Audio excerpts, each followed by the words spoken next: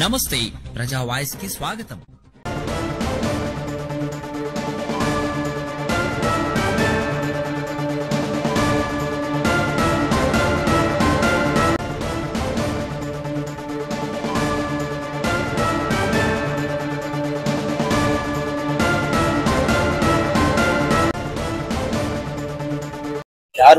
అమ్ముతే ఎంఆర్పీలో షాపులు ఇచ్చేవాళ్ళు మాత్రం కూడా 5 రూపీస్ అమ్ముతున్నారు.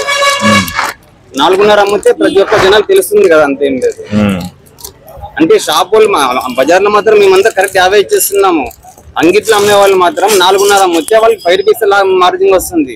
ఎందుకు 5 రూపీస్ అంటే 4.5 అమ్మితే కన్నా వాళ్ళకి 5 రూపాయల లాభం వస్తుంది. ఎంఆర్పీ లాగా అమ్మితే కన్నా 5 రూపీస్ లాగా అమ్మితే కన్నా వాళ్ళకి 10 రూపాయల లాభం వస్తుంది. అదేమంటే జనానికి అందరికి తెలుసుకున్నారు కదా, రేట్లు తగ్గినాయని తెలుసుకున్నారు, అంతేం లేదు. ఊకే గుడ్డిగా తీసుకోపోతాను అంటున్నాను, అంతేం లేదు. రేటు తగ్గినాయి అంటాను, తగ్గినాయి రేట్లు అంటున్నా. జిఎస్టీ తగ్గించడం వల్ల ఇవి తగ్గింది. 4.5 అమ్మాలి, ఎంఆర్పీ రేట్ అమ్మాలి. 5 రూపీస్ ప్రతి ఒక్కరు 5 రూపీస్ అమ్ముతున్నారు. ఇంతకుముందు 5 రూపాయలు ఉండే, అది 4.5 చేసినారు. మిగతా వస్తువుల మీద ఇవన్నీ వీటన్నిటిగా మారినాయా? అవి ఎంఆర్పీ 2 రూపీస్ ఉంది సార్. అది దీంట్లో కూడా తగ్గింటది కదా రేట్లు? తగ్గింది, అంతే. తగ్గిందా? ఇంకా తగ్గుతుంది కానీ తగ్గింది కానీ 2 రూపాయలు తగ్గింది. ఇదేంటి చాక్లెట్లు? విక్స్. అది విక్స్. ఇంకేముంటున్నాయి ఇవి? క్రేన్. అవి క్రేన్ తగ్గడం లేదు. క్రేన్ ఎందుకు? మాకు 103 ఇస్తున్నారు, పైనుంచి ఇంకా మాకు బిల్స్ పల్లె ఉంటున్నారు, అంతే. ఇవి అవి కొంచెం తగ్గినాయి సార్. ఎంత తగ్గినాయి అంటే ఎంఆర్పీ మాత్రం 5 రూపీస్, అంటే క్వాంటిటీ పెరిగింది, అంతేం లేదు. అంటే దాంట్లో ఉండే చిప్స్ 5 ఉంటాయి కదా, ఇప్పుడు 8 వస్తున్నాయి, అంతే. సైజు పెంచేసినాడు, అంతే. పెంచి రేట్ అంతే పెట్టి, ట్యాక్స్ తగ్గి ఉంటది కదా దాని మీద కూడా. అడగాలనుకున్నాం ఇంకో కొన్ని రోజులు చూసి మీ కూడా ప్రాబ్లం చూసినాం, కానీ నారాజ్ గౌడ్ బిజీ కొద్దిగా. ఎవరు నాగరాజు గౌడ్? ఆయనకేం సంబంధం? మామూడు గురికి పోయినారు, మామ లేడు. ఎంఆర్పీ 430 ఉంది కదా, 415 అమ్మాలంటున్నాం, అంతేం లేదు. ఎక్కువ అమ్ముతున్నారు, అంతే. మనతో ఇది దీంట్లో తగ్గింది. ఈ కురుకురే ప్యాకెట్ ఒకటి, దీంట్లో కూడా తగ్గిందా? ఒకటి పోయరా మీరు, చించే సరిగా చించాలి కదా. ఎందుకు మళ్ళీ చేస్తావు? చేసేది తప్పు మళ్ళీ. ఇది ఎంత? ఇది 5 రూపీస్. పక్కరా.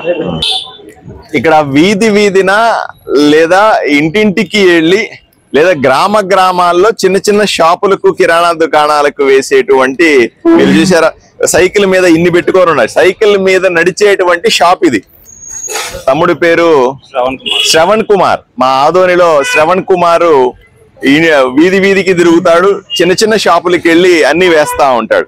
అతను నన్ను రోడ్లో మధ్యలో ఆపి చెప్తా ఉన్నాడు, సార్ ఈ చిన్న బిస్కెట్ ప్యాకెట్ అండి, ఈ బిస్కెట్ ప్యాకెట్ 5 రూపాయలు ఉండే, ఇప్పుడు కొత్తగా నరేంద్ర మోదీ గారు పన్నులు తగ్గించిన తర్వాత ఇది 4.5 రూపాయలకి ఇస్తా ఉన్నాను సార్. ఇప్పుడు ప్రజలు గమనించాలా, దీని మీద ఉన్నటువంటి ఇది అలవాటైపోయింది ప్రజలకందరికీ కూడా.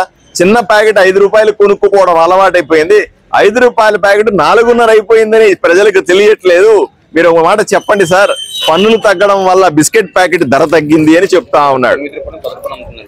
ఇది 10 రూపాయలు ఉన్నటువంటి ప్యాకెట్ ఇప్పుడు 9 రూపాయలు అయింది అని చెప్తా ఉన్నాడు. ఎందుకంటే దీని మీద 10 రూపాయలు ఉంటే పన్ను వేరే, 9 రూపాయలు ఉంటే పన్ను. అంటే సామాన్యుడికి ఏ విధంగా ధరలు తగ్గినాయి అని చెప్తా ఉన్నాడు. వీటిల్లో ఇక్కడ చిన్న హాల్స్ ఉన్నాయి, ఈ హాల్స్ కి సంబంధించి విక్స్ సంబంధించినటువంటి ప్యాకెట్లు, దీని మీద సంబంధించి కూడా రేట్లు తగ్గినాయి. 2 రూపాయలు తగ్గింది అని చెప్తా ఉన్నాడు. అలాగే క్రేన్ ఒక్కప్పుడు తగ్గించమని అడుగుతా ఉన్నాం, వాళ్ళు ఇంకా మాకేం సరైన సమాధానం చెప్పట్లేదు అని చెప్తా ఉన్నాడు.